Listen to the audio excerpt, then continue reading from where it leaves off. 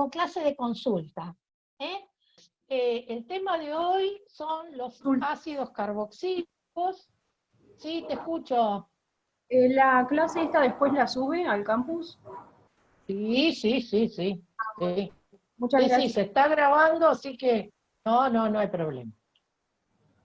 Bueno, fíjense, un pequeño repasito de lo que... Uy, perdón, ahí está. De las funciones oxigenadas que vimos, ¿sí? Vimos alcoholes, los éteres no los vimos porque en realidad los éteres se utilizan como solventes, son muy poco reactivos. Sí, los aldehídos y las cetonas, donde estaba ese carbono carbonílico, ¿se acuerdan? Que reaccionaban de la misma manera, se abría el doble enlace, se formaba ese complejo tetraédrico intermedio, y hoy vamos a ver los ácidos carboxílicos. Fíjense que es la función más oxigenada que tiene la química orgánica. ¿Sí? Muy bien, arrancamos. Entonces, vamos a ver la fórmula general. Bueno, esta es la fórmula general de los ácidos. A este grupo lo llamamos carboxilo. Fíjese que tiene un carbono carbonílico como los aldehídos y las cetonas, pero unido a él un oxígeno y un hidrógeno. ¿Sí? Muy bien, entonces este es el grupo carboxilo. Poniendo un R sería la fórmula general de un ácido carboxílico. Ese R que está acá puede ser alifático o aromático. Y entonces vamos a ver algunos ejemplos. Miren, por ejemplo, si el R es un anillo bencénico, tenemos el ácido benzoico. Fíjense que está marcadito en rojo el grupo carboxilo. Si el R es un hidrógeno, tenemos el ácido más sencillo, que es el ácido fórmico. Luego vamos a ver otros nombres. Estos nombres son nombres comunes, ¿sí? Se le llama fórmico porque es el ácido que tienen las hormigas, ¿sí? Que viene del italiano. Y acá tenemos el ácido acético, más conocido, ¿sí? Por nosotros en el vinagre, el ácido butírico, ¿sí?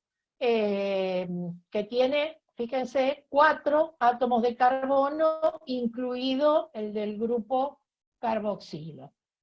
Muy bien, pero como la función del ácido carboxílico es una función terminal, terminal quiere decir que está en los carbonos primarios de ambas puntas de una cadena, entonces podemos tener también ácidos dicarboxílicos, ¿sí? Por ejemplo, en este caso, el ácido ftálico, que sería un dibenzoico, un benceno dioico, isoftálico, también benceno dioico, y tereftálico, también benceno dioico. ¿Qué diferencia hay entre estos tres? Bueno, la posición de los dos grupos ácidos, ¿verdad? Entonces, en este caso están en posición orto, en este caso en posición meta, y en este caso en posición para. Tienen estos nombres que son triviales, que son comunes. Luego vamos a ver la nomenclatura IUPAC. Lamentablemente se usan mucho estos nombres, de manera que está bueno ir familiarizándose, porque siempre les cuento que en la industria se usan este tipo de nomenclatura y no la técnica, la IUPAC, ¿no? Que es la que aprendemos nosotros como lenguaje académico, digamos. También, en el caso de ser un alifático, bueno, está este que es el ácido, fíjense, etano dioico, o sea, 2 átomos de carbono con función ácido, también conocido como ácido oxálico, y el ácido propano dioico, también conocido como ácido malónico. Ustedes no se preocupen, porque ustedes van a tener una tablita que pueden usar en la guía, y si no yo sí, están subidas las tablas en la plataforma, donde tienen toda la nomenclatura. Bien, hablemos un poquito de la nomenclatura. Y vamos a empezar por los alifáticos. Bueno, como era de esperar, se enumera la cadena de carbono, pero acá hay algo interesante. Miren, el carbono 1 es el carbono del grupo carboxilo. ¿Ven cómo está aquí debajo? ¿Se alcanza a ver? Entonces, se le coloca el sufijo oico, ¿sí? Y luego vamos a ver los nombres triviales. Entonces, si el ácido tiene un solo átomo de carbono, es el ácido metanoico porque viene del metano, un solo carbono, el nombre trivial está en rojo, fórmico. Si tiene dos átomos de carbono, será el ácido etanoico, más conocido como ácido acético. Si tiene tres átomos de carbono, será el ácido propanoico, también conocido como propiónico. Si tiene 4 átomos de carbono, butanoico, también conocido como butírico. ¿Sí? Acá veíamos en este caso el etano dioico, que les decía hace un ratito, conocido como oxálico, o butano dioico. ¿Ven? También se utiliza, sobre todo en la fórmula de los ácidos que están con sustituyente, como en este caso ven que hay un metilo, nombrarlos con letras griegas. En ese caso, el carbono alfa es el que está pegadito al lado del grupo ácido. ¿Sí? ¿Se ve? Entonces, si vos los numerás con números comunes, el carbono 1 es el del ácido. Entonces, el metilo está en el 4. Entonces vos dirías ácido 4-metilpentanoico. Si lo nombran con letras griegas, alfa, beta, gamma, delta, el carbono alfa es el carbono que está al lado, pegadito al carbono ácido, ¿sí? Al del grupo carboxilo. Entonces, en este caso sería ácido gamma-metilpentanoico. Muy bueno, vamos al nombre de los derivados del benceno, o sea, cuando el R es un anillito bencénico. Bueno, el principal es este que ustedes ven acá, el ácido benzoico. Miren, yo les puse una foto, fíjense cómo cristaliza el ácido benzoico, es un sólido blanco brillante que cristaliza como en agujitas, ¿sí? Puse esta foto porque solíamos hacer la síntesis del ácido benzoico en el laboratorio, este año lamentablemente no vamos a poder, entonces para que lo vean. Entonces tenemos el ácido benzoico que tienen acá, que se utiliza generalmente como conservante en muchos alimentos. Luego tenemos, por ejemplo, este, que se llamaría ácido para-aminobenzoico. ¿Se entiende, no es cierto? La nomenclatura es como la que aprendimos de aromáticos. El ácido para-aminobenzoico es la base de la droga sulfa, de la sulfamida, de los antibióticos. También tenemos el ortohidroxibenzoico, que es la base de la aspirina, del ácido acetilsalicílico, que después lo vamos a ver. Y en este caso, ácido para-metilbenzoico o paratuólico.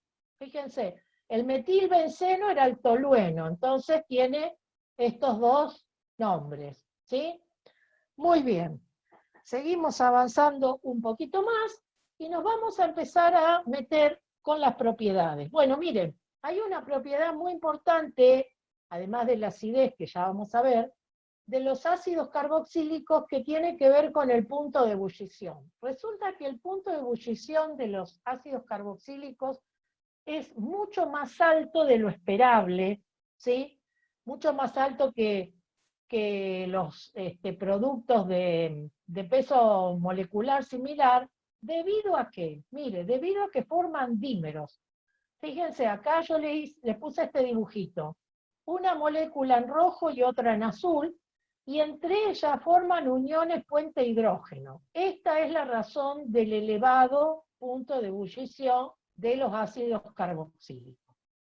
En cuanto al punto de fusión, bueno, del carbono 1 al 8 son líquidos, ¿sí? Así que no vamos a hablar ahí de punto de fusión. del carbono 9 en adelante son sólidos, y acá hay algo interesante que vamos a ver un poquito más luego hacia fin de año, porque los ácidos carboxílicos de cadena larga, es decir, cuando el R tiene entre 14, 16, 18 carbonos, son llamados ácidos grasos porque justamente son sólidos grasos, ¿sí? Y algunos de ellos, algunos de estos ácidos grasos, también tienen dobles enlaces en algún lugar de esta cadena. Esos dobles enlaces disminuyen el punto de ebullición. Yo les puse acá para que ustedes después en casa lo vean tranquilos. Si ustedes miran la tablita 16, tienen toda la lista para ver los ejemplos, ¿sí? Pero sobre este tema en particular, cuando hablemos de lípidos, que será una de nuestras últimas clases, si Dios quiere, vamos a aclarar bien. Respecto de la solubilidad, bueno, miren lo que dice acá. Hasta carbono 4 forman uniones puente hidrógeno y son solubles en agua, es decir, así como forman uniones puente hidrógeno entre ellos, también pueden formar uniones puente hidrógeno con el agua, o sea, son moléculas polares, se disuelven en agua, pero a partir de carbono 4, ¿sí? De ahí en adelante, la solubilidad baja, ¿sí? O sea, imagínense acá en la formulita roja, si yo tuviera una cadena de 6 carbonos con el ácido 7, ¿por qué les parece que la solubilidad va bajando a medida que se alarga la cadena de átomos de carbono? ¿Qué les parece? ¿Por qué será qué es lo que se va perdiendo? Bueno, lo que se va perdiendo es la polaridad de la molécula, ¿no es cierto? O sea, esta cola polar que tiene al final, cada vez va teniendo menos influencia, ¿no es cierto? Inclusive de carbono 10 en adelante son insolubles, ¿eh? También lo tienen en una tablita en el apunte. Entonces, punto de ebullición elevado por formar uniones puente hidrógeno, punto de fusión considerable a partir de carbono 9 en los llamados ácidos grasos, y solubilidad, los primeros términos son solubles, los términos superiores son insolubles. Una cosa que también les quiero comentar, el ácido benzoico, por ejemplo, no es soluble en agua, los aromáticos, no es soluble en agua. Bien. Y ahora sí, vamos a hablar de una propiedad muy importante justamente para los ácidos, que es la acidez, ¿no es cierto? Yo en esta primera ecuación les he representado la acidez, en la cual está el ácido carboxílico, el agua, y el anión carboxilato, por supuesto, el ion hidrógeno, ¿no es cierto? Ya todos sabemos que la constante de acidez se expresa de esta forma, ¿no es cierto? El anión por la concentración de ion hidrógeno dividido la concentración del ácido sin disociar. Y bueno, y entonces cuando uno mira esto, dice, bueno, ¿qué son los ácidos carboxílicos? Son todos ácidos débiles, ¿sí? ¿Qué quiere decir que son todos ácidos débiles? Que se disocian parcialmente. Muy bien. Entonces, yo les he puesto acá esta tablita para que ustedes tengan idea de cuánto es la constante de acidez. Miren, la del agua ya todos sabemos el KW, ¿no es cierto? 10 a la menos 14. Los alcoholes que habíamos dicho que tenían este hidrógeno, que tenía propiedades ácidas, tienen una constante de acidez del orden de 10 a la menos 16, 10 a la menos 18, esto quiere decir que son mucho menos ácidos que el agua. El fenol, como para tener una idea, alrededor de 10 a la menos 10, y los ácidos carboxílicos alrededor de 10 a la menos 5. O sea, son ácidos débiles, bastante más ácidos que el agua, ¿verdad? ¿Y en qué se basa esa acidez? Bueno, esa acidez se basa en la estabilidad que logre el anión carboxilato, que por supuesto tiene una carguita negativa. Entonces, cuanto más estable esté el anión, el equilibrio va a estar más tirado hacia la derecha, por lo tanto, va a aumentar la acidez. Entonces, resulta que una cosa es hablar del ácido carboxílico solito y otra cosa es hablar del ácido carboxílico sustituido. Miremos en este caso, miren, yo tengo acá el ácido acético, la ecuación de disociación en agua, el anión acetato y el ion hidronio. Y acá tengo este ácido que se llama cloroacético. Es decir, yo sustituí un hidrógeno del carbono alfa, el que está al ladito del carboxílico, por un cloro. Y entonces, ¿qué es lo que sucede acá? Miren, esta flecha negra está mucho más fuerte. ¿Qué es lo que nos indica eso? Que el equilibrio está mucho más tirado hacia la derecha. Es decir, pareciera, de acuerdo a este gráfico, que el ácido cloroacético es más ácido que el acético. Bueno, ¿por qué es eso? Bueno, nosotros sabemos perfectamente que el cloro por efecto inductivo es atractor de electrones. Acá está marcado con esta flechita roja. Eso ayuda a dispersar la carga negativa del anión y lo estabiliza. Entonces, cuanto más estable sea el anión, más va a estar el equilibrio tirado hacia la derecha, o sea, más disociado, más ácido. Entonces, fíjense, aquí debajo tenemos la constante de acidez del ácido acético, 1,8 por 10 a la menos 5. La del cloro acético, por 10 a la menos 3. La del dicloroacético, ¿ven? 2 cloros reemplazamos, a la menos 2, y el tricloroacético a la menos 1. Que hablábamos hace un ratito, es qué sucede cuando se va alargando la cadena. Es decir, cuando no que se va alargando la cadena, sino que la posición del cloro se va alejando, ¿sí?, del anión. Fíjense, yo les puse aquí el primer ejemplo, ácido butírico, 10 a la menos 5. Cuando es alfa clorobutírico, o sea, en el carbono 1, en el carbono 2, al lado del carboxilo, ya aumenta 10 veces, ¿sí? Cuando tengo el beta, aumenta 6 veces. Y cuando tengo el en gamma, se va perdiendo, ¿ven? 2 veces. ¿Está? Entonces, es importante saber la diferencia, entonces, entre la acidez del ácido sin sustituir y la del ácido con sustituyente. Muy bien, ¿qué pasa con los sustituyentes cuando tenemos ácidos aromáticos?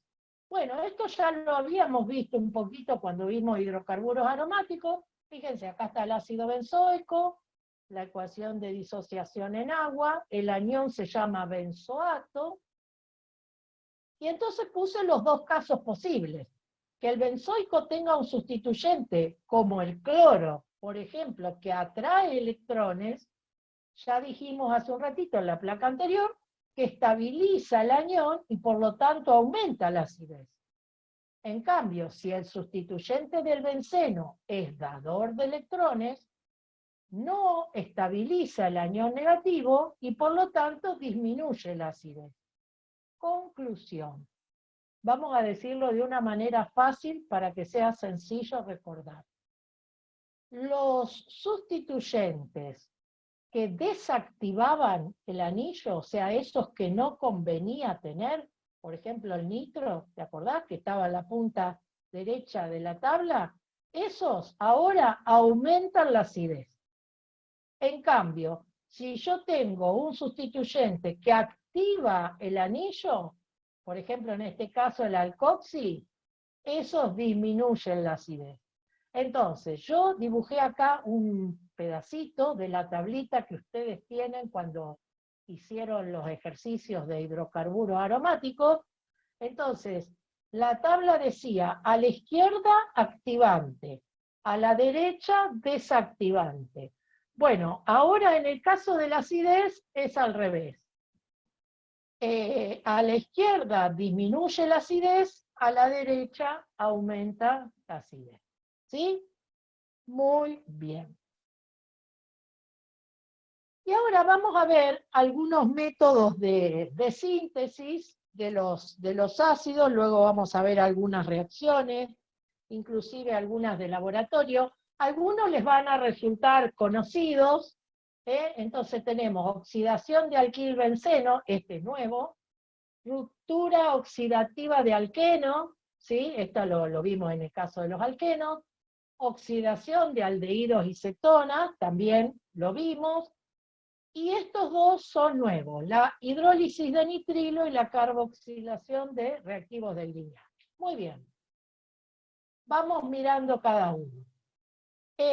Llamamos alquilbenceno al anillo benceno que tiene un radical alquilo. Puede ser metilo, propilo, etilo. Si yo oxido con permanganato, ¿sí?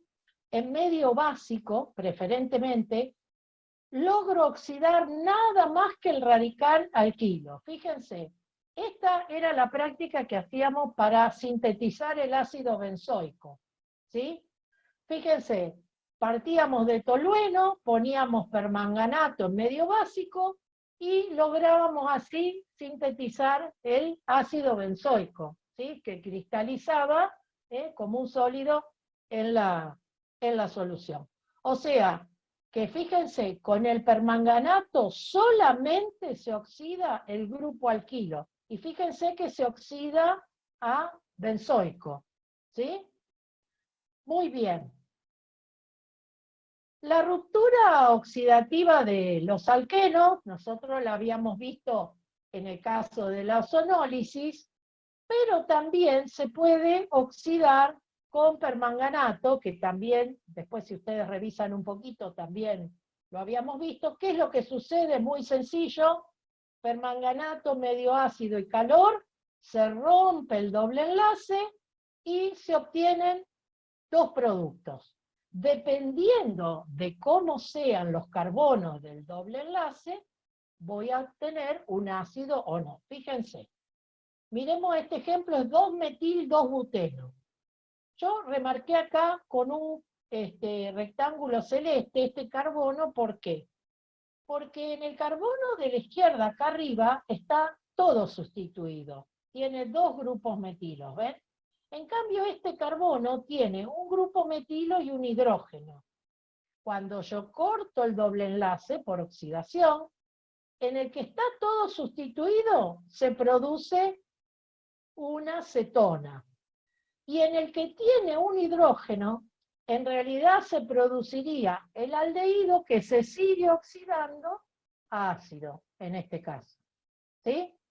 Fíjense en este otro ejemplo, el 2-buteno, son dos carbonos que tienen un solo sustituyente y un hidrógeno, de manera que en este caso, como es simétrica la molécula, se obtienen 2 moles de ácido acético, en este caso. ¿Sí? Muy sencillo, muy parecido a lo que habíamos visto en ozonólisis. ¿Cuál es la diferencia? Que como dice aquí, después ustedes lo van a leer más tranquilo, la ruptura es oxidativa. Es decir, esto se oxida todo hasta ácido. La acetona no se puede oxidar más porque fíjense que el carbono, que tiene el doble enlace, ya no admite más oxígeno. No lo podemos oxidar más. Muy bien. Y acá vamos a ver una reacción de oxidación, dos reacciones, mejor dicho, de oxidación. Una con el reactivo de Fehling y otra con el reactivo de Tollens, que se utilizan como prueba de laboratorio para identificar alcoholes o aldehídos. Dice acá, es decir, grupos que pueden ser oxidados a ácidos carboxílicos. Vamos a ver cómo es esto. Miren, ahora lo vamos a ver en un video. Si yo tengo un aldehído, como en este caso, y lo puedo oxidar, se me forma un ácido, ¿ven? Y como el aldehído se oxidó, el reactivo, que en este caso es el reactivo de Fehling, que en realidad sintéticamente, ahora vamos a ver qué es, pero sintéticamente podemos decir que es una solución de cobre más 2, sulfato de cobre más 2, en medio básico. Fíjense, al cobre, ¿qué le pasa? El cobre se reduce. Entonces, el aldehído se oxida. ¿Cómo me doy cuenta que el aldehído se oxidó? O sea, que ahí había un aldehído. Bueno, me doy cuenta porque al reducirse el cobre, a cobre más 1, forma este óxido de cobre rojo. ¿Lo ven acá en el tubito de ensayo? Ahora les voy a mostrar cómo se hace ese análisis. Y el reactivo de Tollens es un ensayo similar con otro reactivo. También, si tengo un aldehído y es capaz de ser oxidado a ácido, en realidad el reactivo de Tollens es plata, nitrato de plata amoniacal, plata más 1, ion plata, que si el aldehído se oxida, el ion plata se reduce a plata 0, o sea, a plata metálica. Fíjense cómo se forma como un espejito de plata, ¿sí? Bien, vamos a ver si vamos a ver este videíto para que ustedes vean la reacción de Fehling. Ustedes me dicen si lo...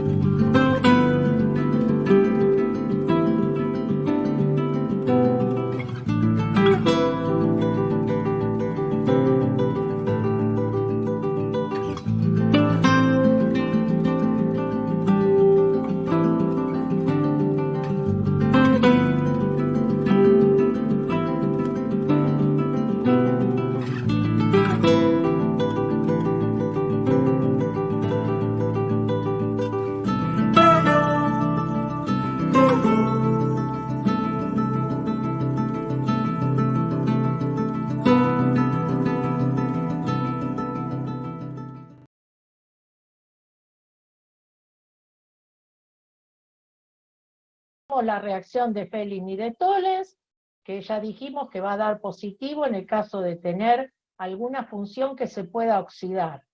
Es decir, un alcohol primario o un alcohol secundario, ahora después vamos a ver, y un aldehído. No va a dar positiva cuando vos tenés una acetona o cuando vos tenés un alcohol terciario.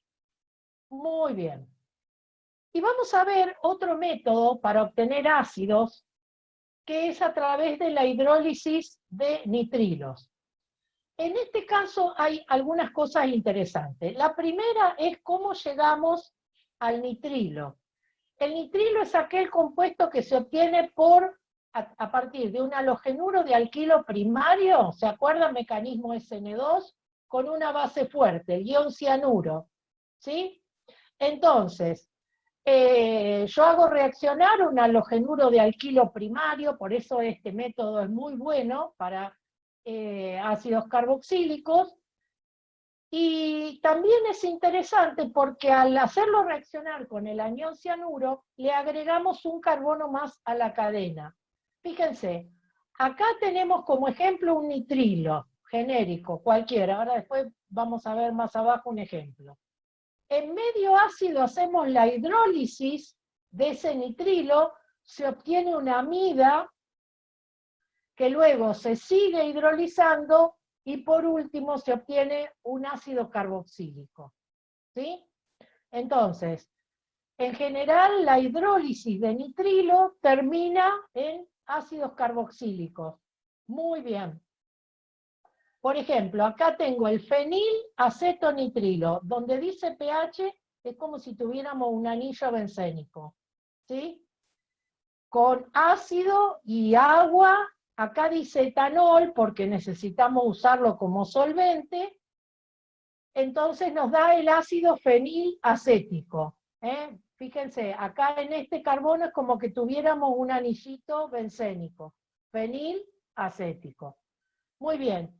Y aquí debajo hay un ejemplo con el acetonitrilo o etanonitrilo, porque tenemos dos carbonos, también se hidroliza, pasa por la amida como compuesto intermedio y termina en este caso en el ácido carboxílico, que es el ácido acético.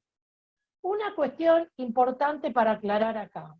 Antes del nitrilo, o sea, el paso que iría acá anterior, ¿qué tendría que tener? Yo dije que era un ácido, un halogenuro de alquilo primario, que lo hacía reaccionar con el anión cianuro, ¿no es cierto?, a través del mecanismo SN2. Entonces, imagínense, yo no lo escribí acá, que tuviera cloruro de metilo reaccionando con el ion cianuro, y entonces, ¿qué es lo que pasó acá? Miren, se produjo la sustitución del halógeno del cloruro de metilo por el anión cianuro.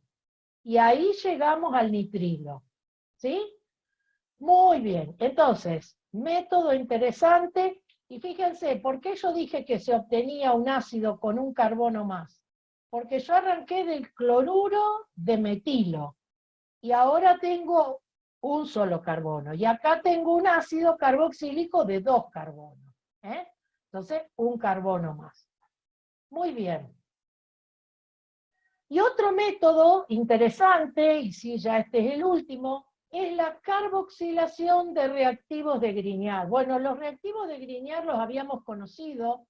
¿Se acuerdan que eran los halogenuros de alquil magnesio? ¿Sí? Eran compuestos muy polares, debido a que el halógeno tiene una carga parcial negativa, atractor de electrones, eso genera una carga parcial positiva en el magnesio y el alquilo negativo.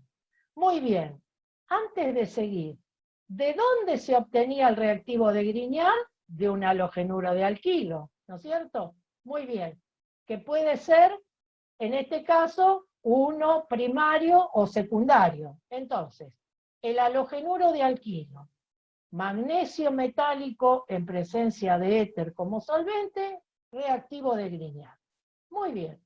¿Qué es lo que sucede con el reactivo de Grignard cuando le hacemos burbujear dióxido de carbono? Bueno, miren, El dióxido de carbono también es una molécula polar, porque los oxígenos tienen alta densidad negativa, por lo tanto el carbono está positivo.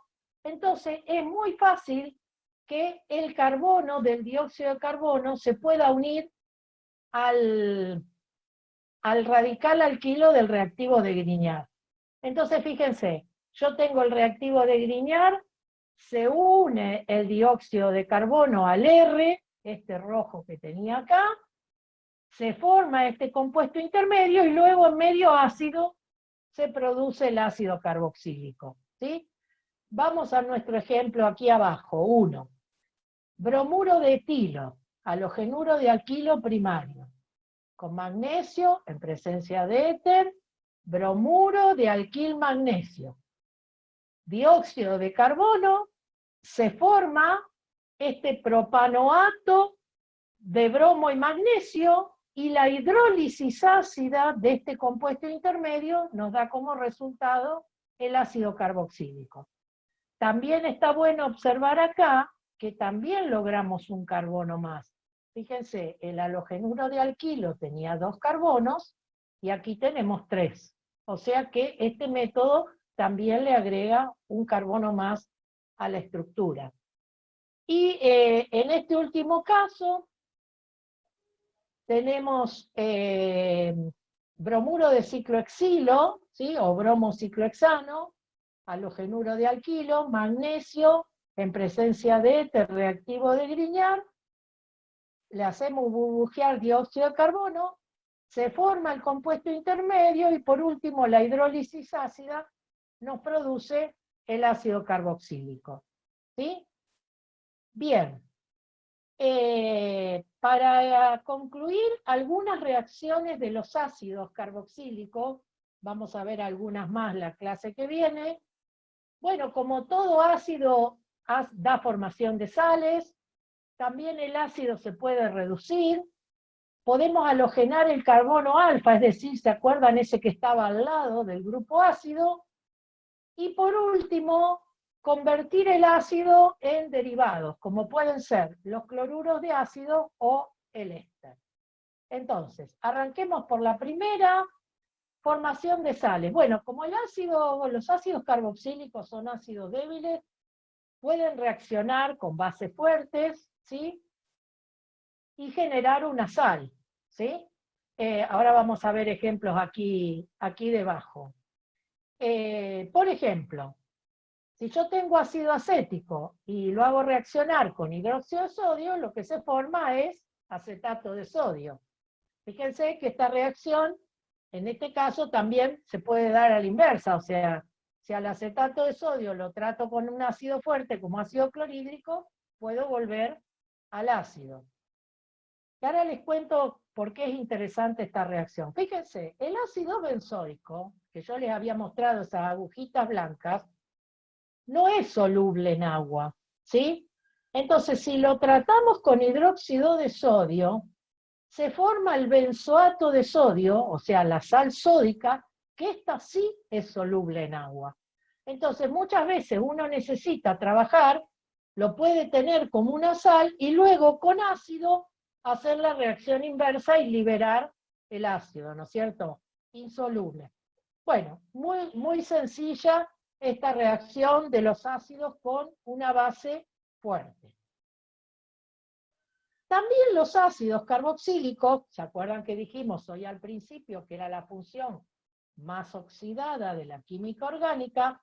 Se pueden reducir en 2 etapas con esta sustancia que ustedes ven acá, que se llama hidruro de litio y aluminio, ¿sí? Ácido pentanoico, como tengo acá, lo puedo reducir con hidruro de litio y aluminio. Esto que dice THF es tetrahidrofurano, es un solvente, y luego en un segundo paso una hidrólisis ácida me permite llegar al alcohol. Si ustedes recuerdan, en la primera página que vimos, los ácidos estaban debajo y los alcoholes eran los primeros, o sea, la función menos oxigenada. Justamente lo que estamos haciendo es reducir los ácidos hacia los alcoholes. Si yo tengo ciclohexilmetanoico, como acá, también con el hidruro de litio y aluminio en presencia del solvente y una segunda hidrólisis ácida, me permite llegar al alcohol. ¿Sí? Muy bien. Avancemos un poquito más. Vamos a ver esta reacción, es muy particular. Resulta que nosotros podemos halogenar los ácidos carboxílicos en presencia de fósforo. Fíjense, por ejemplo, yo acá puse bromo 2, y podemos halogenar el carbono alfa, es decir, el carbono que está al lado del ácido. Esta reacción en sí, de tener un ácido alfa halogenado, así se llama, no es tan importante sino estas otras. A partir de ese ácido alfa halogenado, si yo a ese lo trato con amoníaco, puedo obtener estas sustancias que, fíjense, se llaman alfa-aminoácidos, que justamente van a ser los orígenes de las proteínas que vamos a ver más adelante. Si en lugar de tratarlo con amoníaco, lo tratamos con una base fuerte, se genera una reacción de sustitución, fíjense, y entonces tengo alfa hidroxiácidos, y si lo tratamos con hidróxido de potasio, ¿se acuerdan en medio alcohólico? Esta reacción que vimos cuando vimos alqueno, se obtenía un alqueno, ¿sí? Que en este caso son alfa-beta no saturados, ¿no es cierto? Última reacciones que vamos a ver, que nos van a dar pie para la clase que viene, es que a partir de los ácidos carboxílicos, yo los puedo convertir en cloruros de ácido, con estos tres reactivos que ahora lo vamos a ver, o en ésteres, ¿sí? Entonces, fíjense, ¿cómo llego a partir de un ácido a un cloruro de ácido? ¿Se nota la diferencia entre el ácido y el cloruro de ácido? Fíjense, ¿qué es lo que hemos hecho? Reemplazar el oxidrilo del ácido carboxílico por el cloro, ¿no es cierto? Bien, esa reacción se puede llevar a cabo con cloruro de tionilo, este reactivo que tenemos acá, que ya lo habíamos visto en alguna otra oportunidad, me parece que lo habíamos visto en halogenuros de alquilo. Se puede hacer con tricloruro de fósforo, fíjense, una reacción similar, o pentacloruro de fósforo, una reacción similar. Es muy importante cualquiera de estas tres, es decir, ¿por qué son tan importantes los cloruros de ácido? Porque son mucho más reactivos que los ácidos. Ya la clase que viene lo vamos a explicar con más detalle. Y otra reacción interesante que dan los ácidos carboxílicos es la reacción de esterificación. Fíjense, un ácido carboxílico puede reaccionar con un alcohol y entonces lo que se forma es un éster. Esta función orgánica éster la vemos creo que hoy por primera vez, y se llega aquí a partir de que sale ahora vamos a explicar el mecanismo, digamos, el oxidrilo del ácido y se incorpora el ion alcoxi que viene del alcohol. Se ve, inclusive está puesto de dos colores para que ustedes lo vean bien. No es que yo saco el hidrógeno y pongo el R del alcohol, ¿ven? Esto está hecho así a propósito, es muy importante que ustedes comprendan esto. Es todo el oxidrilo que se va y entra el oxígeno y el R del alcohol. ¿Sí? Muy bien. Entonces vamos a ver un poquito cómo es este tema de la esterificación. Así se llama la reacción en general. Bueno, la esterificación se puede hacer de dos maneras. De manera directa, que es la que nosotros vamos a ver ahora el mecanismo, que es en un solo paso. El único problema que tiene esta reacción es que es reversible, ¿sí? Entonces, hacia la derecha se llama esterificación y hacia la izquierda se llama hidrólisis ácida, ¿sí? De lo que ustedes recuerden de química general del año pasado, ¿cómo puedo hacer yo según el principio de Le Chatelier, para poder desplazar el equilibrio hacia la derecha, si es lo que a mí me interesa, obtener el éster. Bueno, ¿se acuerdan que había varias opciones, ¿no? Podía modificar la temperatura, la presión, pero había una que era aumentando las concentraciones de los reactivos. O sea, si yo mantengo alta la concentración de ácido o la de alcohol, obligo al equilibrio a desplazarse hacia la derecha, ¿no es cierto? Y entonces evito que la reacción se me vuelva. Otra solución puede ser ir quitando el agua a medida que se produce o quitando el éster a medida que se produce. Eso también me desplaza el equilibrio hacia la derecha.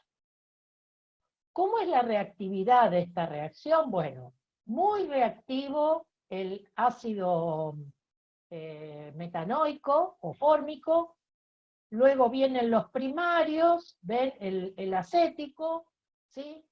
Luego vienen este que tiene el carbono alfa sustituido, disustituido, y trisustituido es el menos reactivo.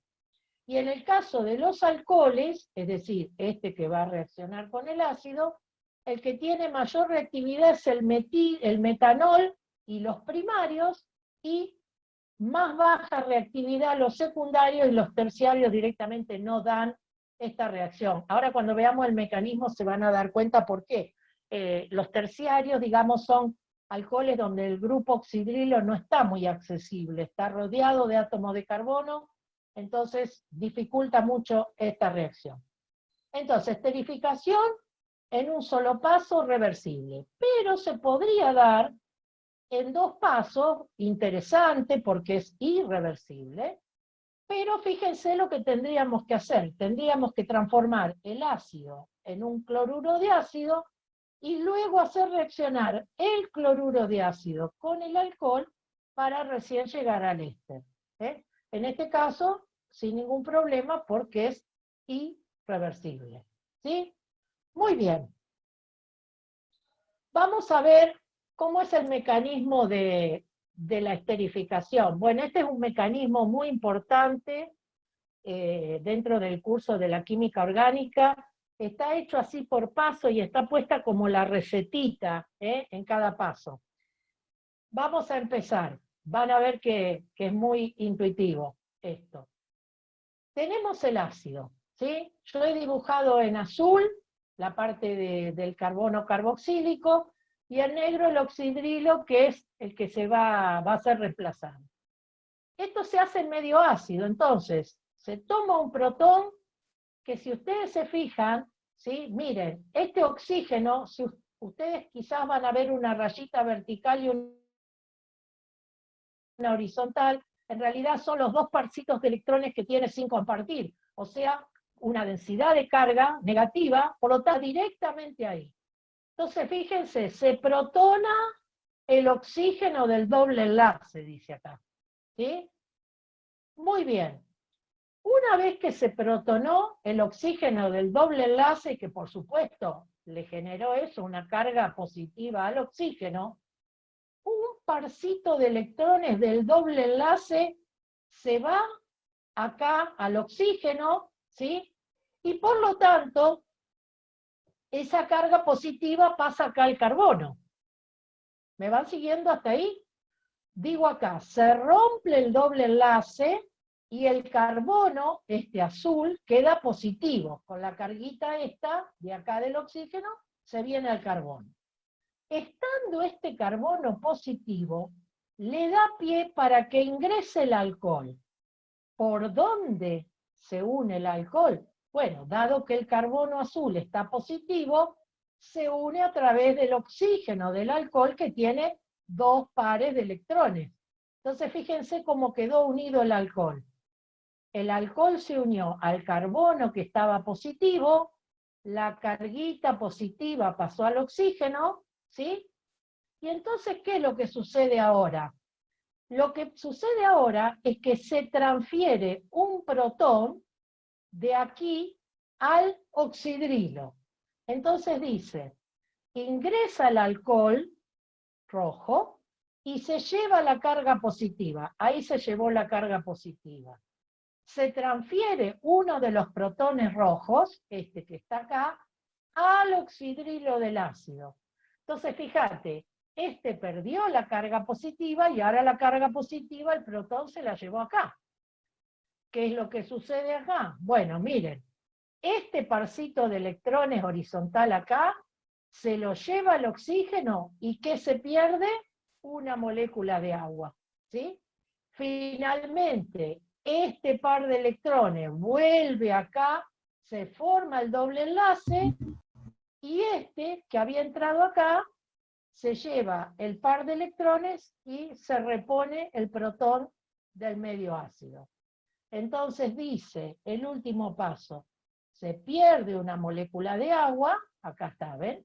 Acá se perdió la molécula de agua, que se lleva el protón y se repone el doble enlace. O sea, esta molécula de agua se lleva el protón, se forma el ion hidronio, y se repone el doble enlace con los dos parcitos de electrones, como teníamos al principio. ¿Sí? Lo que vamos a ver es la reacción inversa, es decir, la hidrólisis ácida, la que se hacía al revés. Entonces, fíjense, acá tengo el éster, para empezar. ¿Ven? Tengo el ácido, el carbono carboxílico con el oxígeno en doble enlace, y el éster, oxígeno y alquilo. Tengo el medio ácido. ¿Qué hacía el protón? Dijimos, protonaba el oxígeno del doble enlace. Otra vez lo mismo. ¿Qué es lo que pasaba después? Se abre el doble enlace y se carga positivo el carbono. Entonces, como lo que estoy haciendo es una hidrólisis, ahora en vez de entrar el alcohol, entra el agua. Igual que entró recién el alcohol, a través del oxígeno. Y entonces esa carguita positiva que tenía el carbono, se la queda ahora el oxígeno del agua. ¿Qué es lo que sucede ahora? Se transfiere un protón del agua hacia el alcohol, se carga el alcohol positivo, este parcito de electrones repone la carga negativa, se elimina la molécula de alcohol, se repone el doble enlace y se libera el protón, reponiendo otra vez el medio ácido. Entonces repasamos. En el primer punto se protona el oxígeno del doble enlace. En el segundo paso se abre el doble enlace e ingresa el agua, como hoy le sucedió al alcohol. En el tercer paso, igual que hoy, se transfiere un protón al alcohol saliente. Acá, hoy se transfería al agua que salía. Y en el último paso, se elimina el alcohol, ¿ven? Acá lo tienen, se elimina el alcohol, se repone el doble enlace y se elimina el protón, reponiendo el medio ácido. ¿Sí? Bien.